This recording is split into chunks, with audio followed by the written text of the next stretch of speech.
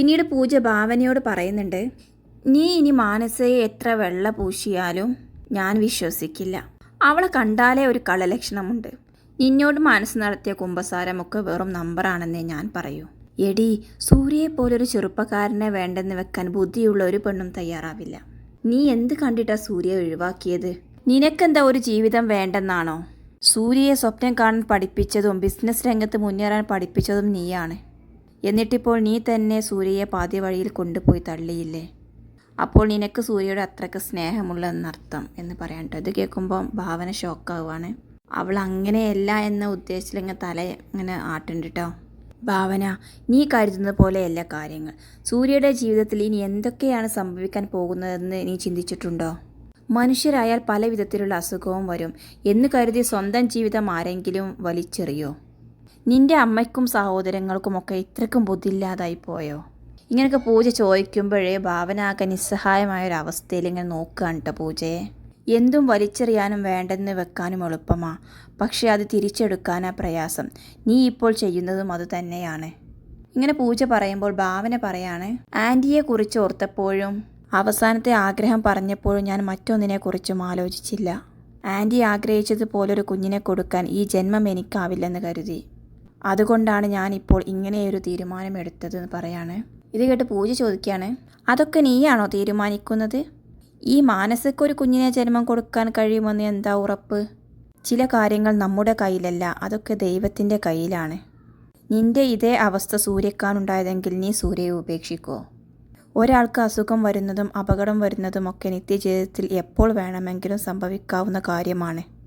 ഇനി ആൻറ്റിയുടെ അസുഖം ഭേദമായാൽ നീ എന്തു ചെയ്യും? അന്ന് നീ ദുഃഖിക്കും. നിന്റെ ഈ മണ്ടത്തരം ഓർത്ത് നീ സ്വയം ശപിക്കും. നിന്റെ ഈ അവസ്ഥ മാറിയില്ലെങ്കിൽ നിന്നെ ഒരാളും ഒരിക്കലും തിരിഞ്ഞു നോക്കില്ല. നിനക്ക് നടക്കാനല്ലേ കഴിയാത്തേയുള്ളല്ലോ, ബുദ്ധിക്ക് പ്രോബ്ലം ഒന്നുമില്ലല്ലോ. ഇങ്ങനെയൊക്കെ പൂജ 1000 ചോദ്യങ്ങൾ ചോദിക്കാൻ കേട്ടോ ഭാവനയോട്. ഭാവന എന്ത് പറയണമെന്നറിയാതെ ആകെ നിസ്സഹായ മൂഡിലാണ്. കരച്ചിലിൻ്റെ വക്കീലെത്തി നിൽക്കുകയാണ് കേട്ടോ ഭാവന. വീണ്ടും പൂജ തുടർന്നു കൊണ്ടേയിരിക്കുകയാണ്. പിന്നെ, നീ കരുതും പോലെ മാനസ അത്ര വെടിപ്പായ പെൺകുട്ടിയൊന്നുമല്ല. നീ എഴുതി വെച്ചോ ഭാവന, ഇതൊക്കെ അവളുടെ ഒരു അടവാണ്. സൂര്യ അവളുടേതായി തീരുമ്പോൾ അവൾ നിന്നെ തള്ളിപ്പറയും. അവളുടെ മുഖം കണ്ടാലേ അറിയാം അവൾ വ്യക്തമായ പ്ലാനിങ്ങോട് കൂടിയാണ് ഈ കല്യാണത്തിന് തയ്യാറായത്.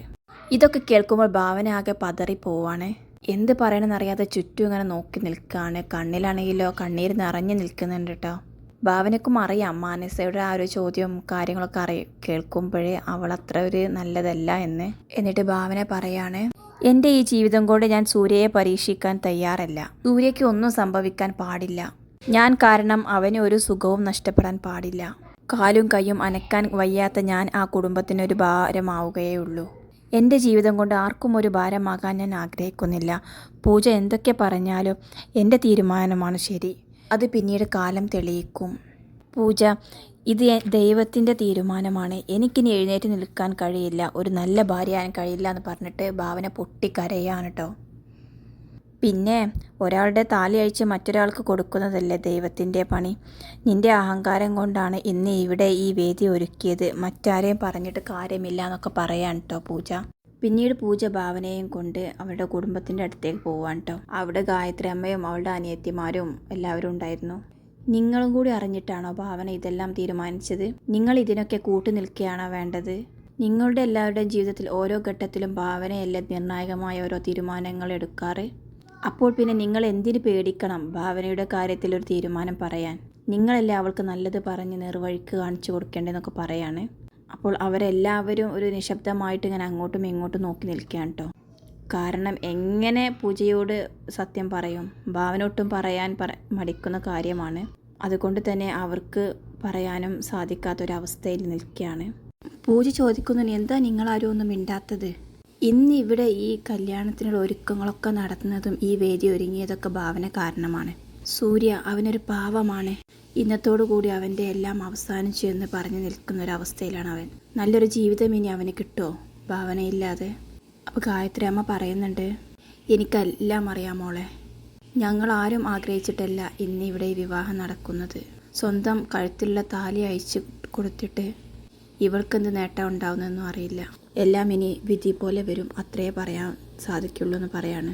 വിധിയെ അങ്ങ് പഴിച്ചിട്ട് കാര്യമില്ല ആൻറ്റി. വിധി എങ്ങനെ നിർണ്ണയിക്കുന്നതിൽ കുറച്ചൊക്കെ നമുക്കും പങ്കാളിത്തമുണ്ട്. എൻ്റെ മോളെ, ഇവൾ ചിന്തിച്ചെടുത്ത തീരുമാനമാണിത്. അതിൽ കുറച്ചൊക്കെ ശരിയുണ്ടെന്ന് എനിക്കും തോന്നിയിരുന്നു. എന്തുകൊണ്ടാണ് ആര് പറഞ്ഞിട്ടും ഇവൾ ഇതിൽ നിന്ന് പിന്തിരിയാതിരിക്കുന്നത് എന്ന് എനിക്കറിയില്ല. എല്ലാം കേട്ടിട്ടും ഒന്നും മിണ്ടാതെ നിറക്കണ്ണുകളോടെ നിൽക്കേണ്ട ഭാവന. ഈ വിവാഹം നടക്കണം, എനിക്കത്രേ പറയാനുള്ളൂ.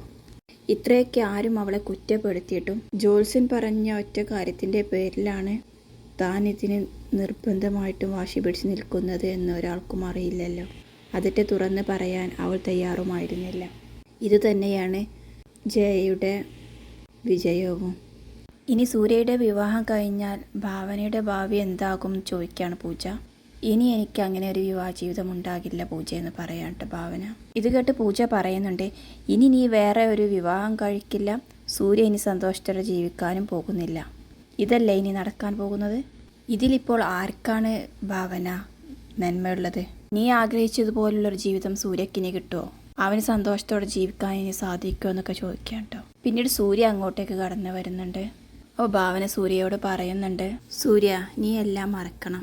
ഇപ്പോൾ കുറച്ച് വിഷമവും സങ്കടങ്ങളൊക്കെ ഉണ്ടെങ്കിലും അതെല്ലാം നിന്റെ വിവാഹശേഷം ശരിയാവും. മാനസ് നല്ലൊരു പെൺകുട്ടിയാണ്, അവൾ നിനക്ക് സന്തോഷം മാത്രമേ ഉണ്ടാക്കുകയുള്ളൂ എന്നൊക്കെ പറയാം കേട്ടോ. ഞാൻ ഇങ്ങനെയൊക്കെ ചെയ്തത് നിനക്ക് പിന്നെ മനസ്സിലാകും. എന്നും നിന്റെ നന്മ മാത്രമേ ഞാൻ ആഗ്രഹിച്ചിട്ടുള്ളൂ എന്ന് പറയാണ്. ഇതൊക്കെ കേട്ട് സൂര്യ ഒന്നും മിണ്ടാതെ നിൽക്കുകയാണ് കേട്ടോ. അവന് പറയാൻ വാക്കുകളില്ലായിരുന്നു. ഭാവന, നീ ഇല്ലെങ്കിൽ പിന്നെ എന്ത് നന്മയാണ് ഉണ്ടാകാൻ പോകുന്നത് എന്ന് നീ ഒരിക്കലും ചിന്തിച്ചില്ലല്ലോ. എനിക്ക് നിന്റെ സ്ഥാനത്ത് മറ്റൊരാളെ വിവാഹം കഴിച്ച് സന്തോഷമായി ജീവിക്കാൻ കഴിയുമെന്ന് നിനക്ക് തോന്നുന്നുണ്ടോ? ഇതൊക്കെ കേൾക്കുമ്പോൾ ഭാവനയാകെ തകർന്നു നിൽക്കുന്നൊരവസ്ഥയിലാണ്. ഇനി സൂര്യ തന്നെ കാര്യങ്ങളെല്ലാം നേരിട്ട് സംസാരിക്കുമ്പോൾ ഒരു പക്ഷേ ഭാവനയുടെ മനസ്സ് മാറിയേക്കാമെന്ന് നമുക്ക് പ്രതീക്ഷിക്കാം.